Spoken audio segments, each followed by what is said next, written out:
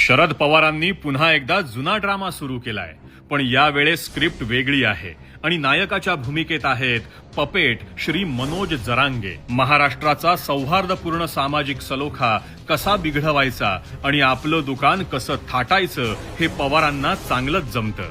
मनोज जरांगेंचं मराठा आंदोलन पूर्णपणे पवारांच्या टूलकिटवर काम करतंय असंच दिसतंय. आता हा घटनाक्रम बघा.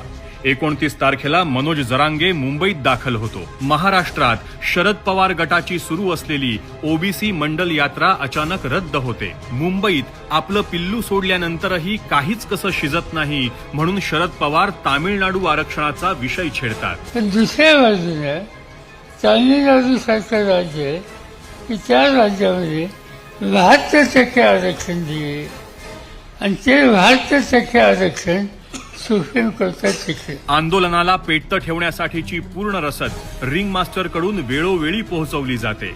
गरीब मराठ्यांची दिशाभूल करून उभा केलेला हा राजकीय डाव जेव्हा उघडा पडतोय असं वाटू लागतं, तेव्हा हळूच सुप्रिया सुळे मराठ्यांची सहानुभूती घेण्यासाठी जरांगेच्या आंदोलनस्थळी दाखल होतात.